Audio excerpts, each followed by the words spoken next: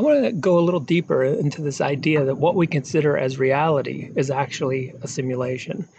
Not out of philosophical amusement, but out of the notion that if we create a little bit of skepticism in fundamental reality, then it might be easier for us to not take our problems so seriously. I mean, maybe they're simulations too, maybe they're game like. So consider a few things.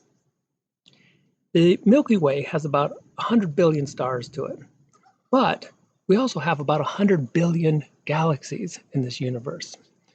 And no one's home. It's just us. No one has made a visit, at least not that I'm aware of.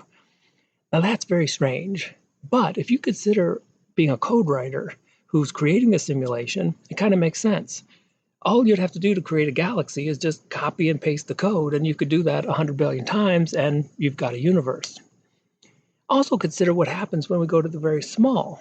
So what quantum mechanics has found is that when we slice up this universe at the small level, there's nothing there except potentials of energy, which again is exactly what you should think would find if this is all a simulation and there's nothing substantial to it. Also consider vision. When we look out, it looks like we're seeing the whole visual field that's nice and clear to us. But actually that's an illusion. There's only a very small little point. It's about the width of your thumb at arm's length, and that's called foveal vision. And that little island of clarity jumps around a lot, and it gives us this illusion that everything we're looking at is clear. That'd be a great way to save a lot of data if you're trying to simulate a universe.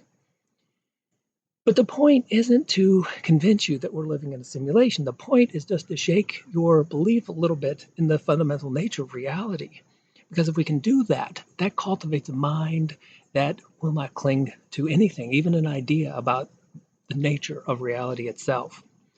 And when you can get that going, then, because that's the big one, and then when you can get that going, then it makes it a lot easier for the little things.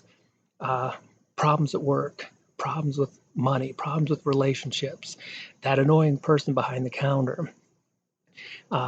If you can get the fundamentals going, then that mind that will not cling will be a lot easier when it comes to simple little things.